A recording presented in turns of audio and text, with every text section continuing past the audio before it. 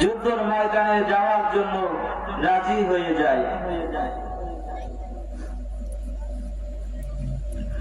ওই যুবক যখন যুদ্ধের ময়দানে যাওয়ার জন্য রওনা দেয়, তখন ওই যুবকের বিবি ডাক বলেন, ও স্বামী আমার,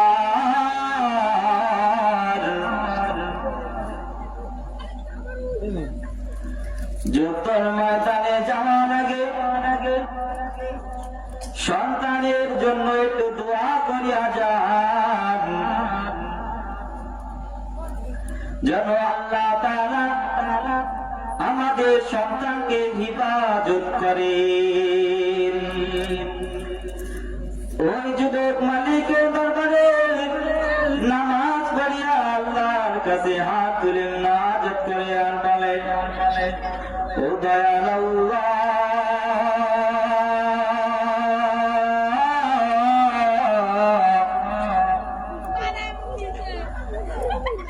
আমি তো যুদ্ধের ময়দানে যাইতেছি, আপনি আমার সন্তানের হিফাজত করেন। ওই সুলাইমান দোয়া করিয়া যুদ্ধের ময়দানে রওনা দেয়। যুদ্ধ করে ওই সুলাইমান যুদ্ধ করতে করতে কিছুদিন হয়ে যাওয়ার পরে ওই যুবকের বিবিরে দেখতে মনে চাই, বিবিরে দেখবে বলে মনে চাই। ওই যুবক বিবিকে দেখার জন্য যুদ্ধের ময়দান থেকে আবার রওনা দেয়। ওই যুবক ঘরের কাছে আইসা দেখে ওই যুবকের ঘরটা তালা দেওয়া রয়েছে। যুবক এসে দেখে ঘরে তালা দেওয়া। যুবক চিন্তায় পড়িয়া যায়। ওই যুবক ঘরের কাছে এসে সালাম দেয়।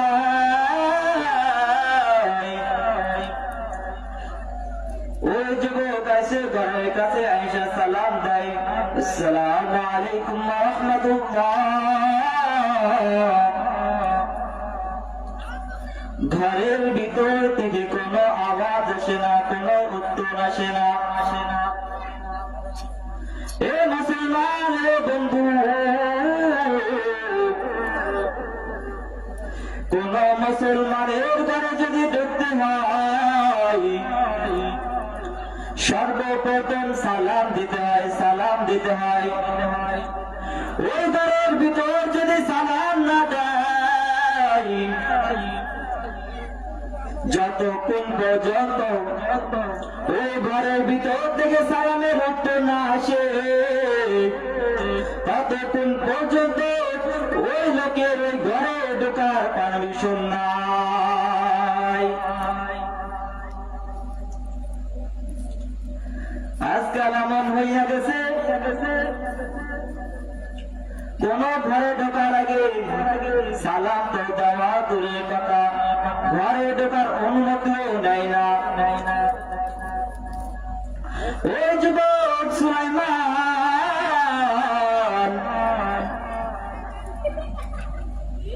ঘরের কাছে আইসা আবার সালাম দেয়, আসসালামু আলাইকুম ওয়া রাহমাতুল্লাহ। ঘরের ভিতর থেকে কোনো আওয়াজ আসে না, ঘরের ভিতর থেকে কোনো শব্দ আসে না। এই যুবক আবার সালাম দেয়, ঘরের ভিতর থেকে কোনো আওয়াজ আসে না, ঘরের ভিতর থেকে কোনো আওয়াজ আসে না। ওই যুবকের স্বাস্থ্য ভাই দেখে যে সুলাইমান বাড়িতে আইছে। ওই যুবক দৌড় দিয়ে সুলাইমানের কাছে এসে বলে, কে স্বাস্থ্য ভাই, তুমি যুদ্ধের ময়দান থেকে কখন আসলা? ওই যুবক সুলাইমান ডাক দিয়ে বলেন, আমি কেবল মাত্র আসলাম, আইসা দেখি ঘরে তালা মারা। বিবিকে সালাম দিয়ে বিবি কেন ঘরের মধ্যে থেকে সালামের উত্তর দেয় না? ওই যুবক ওই সুলাইমানের বন্ধু ওই যুবক ডাক দিয়ে বলেন, কিরে যাচ্ছে ভাই, তুমি যখন যুদ্ধের ময়দানে যাও তার 2 দিন পরে তোমার বিবি ইন্তেকাল করেন। তুমি যখন যুদ্ধের ময়দানে যাও তোমারে আমরা খবর দিতে পারি নাই, তোমার বিবিকে আমরা গোসল করাইয়া সাদা তেমন পড়াইয়া জানাজার নামাজ পড়াইয়া খাতনা করে ওই কবরস্থানে আমরা দাফন করে দিয়ে আসলাম। ওই যুবকের কথা শোনার পর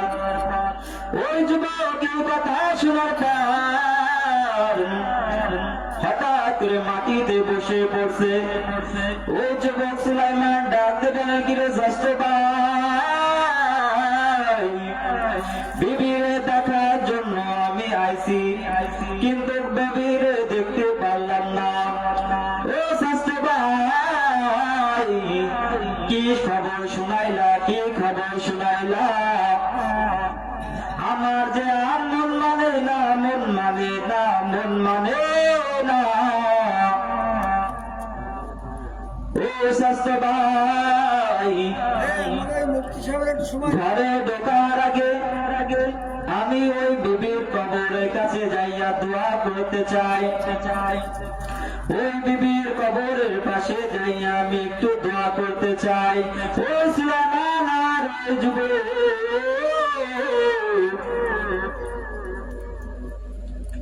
কবরের দিকে রওনা দেয়। কবরের কাছাকাছি যাইয়া দেখে আলোর ব্যবস্থা করা হইয়াছে। ওই সুলাইমান ডাক দিয়ে বলেন, কিরে স্বাস্থ্য ভাই, তুমি কি কবরে কি লাইটের ব্যবস্থা করছো নাকি? ওই স্বাস্থ্য ভাই ডাক দিয়ে বলে, না না, আমি তো কোনো লাইটের ব্যবস্থা করি নাই। তাহলে এত আলো কিসের, এত আলো কিসের? ওই সুলাইমান কবরের কাছে যাইয়া দেখে কবরের ভিতর থেকে আলো বের হইয়া আসমানের দিকে উঠে গেছে, আসমানের দিকে উঠে গেছে। ওই যুবক চিন্তা করিয়া গেল, কিরে কবরের ভিতর থেকে কেন আলো ওঠে, কিরে কবরের ভিতর থেকে কেন আলো ওঠে? ওই যুবক সুলাইমান ডাক দিবেন, নলে স্বাস্থ্য ভাই, তুই বাড়ি যা, বাড়ি যা, বাড়ি যে কবর খুঁজার জন্য কিছু নেই। আমি কবর খুঁজে দেখতে চাই ওই কবরের ভিতর থেকে কেন আলো বের হয়, কিসের জন্য আলো বের হয়। ওই যুবকের স্বাস্থ্য ভাই কবর খুঁজার জন্য কিছু আনতে বাড়ির দিকে রওনা দেয়।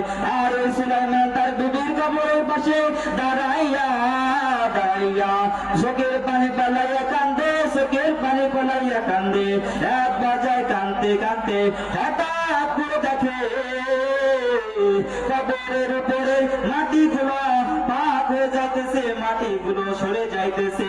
ওই যুবক আপনার চলতে দেখে কবরের ভিতর থেকে ওই যুবকের বিবির উপরে, ওই যুবকের বিবির উপরে ছোট্ট একটা বাচ্চা সন্তান খেলাইতেছে। হঠাৎ করে কবর থেকে দাঁড়াবি আওয়াজ, ও সুলাইমান, এই সন্তানটাকে জলদি করে তোমার কাছে উঠাইয়া নাও। ওই সুলাইমান এই কথা শোনার পরে ওই সুলাইমান কবর ভিতরে যায়। যাওয়ার পরে ওই সুলাইমান ওই বাচ্চাটাকে নিয়ে উঠে উপরে দাঁড়ায়। কিছুক্ষণ ওই বাচ্চা সন্তানের সাথে কথা করার পর আবার ওই কবরটা আবার আস্তে আস্তে করে বন্ধ হয়ে যায়। কবর থেকে আবার গাওয়াবে আওয়াজ, কবরতে গাওয়াবে আওয়াজ দিয়ে বলেন, ও সুলাইমান, তুমি যখন যুদ্ধের ময়দানে যাও তখন তুমি তোমার বাচ্চার জন্য মালিকের দরবারে দোয়া করেছিলে, তোমার দোয়া আল্লাহ তাআলা কবুল করে নিয়েছিল। ওই সময় যদি তুমি তোমার বিবির জন্য যদি একটু দোয়া করতে,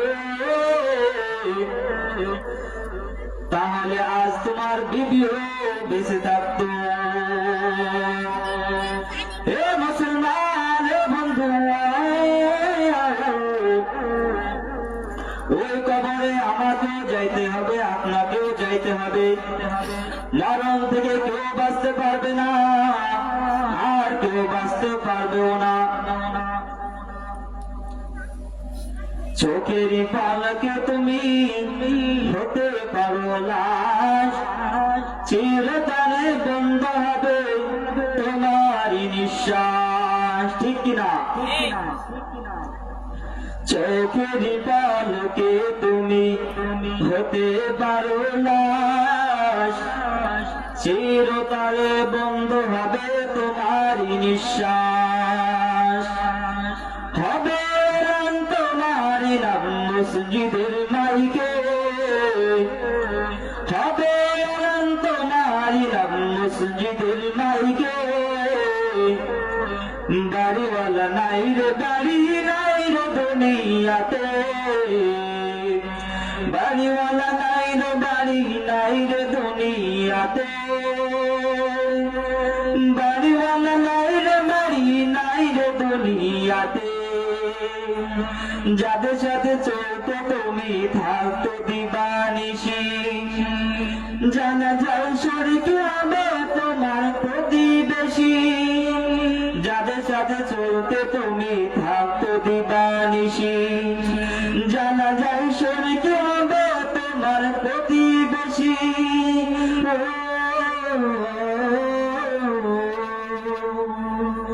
স্বজনেরা নিয়ে যাবে,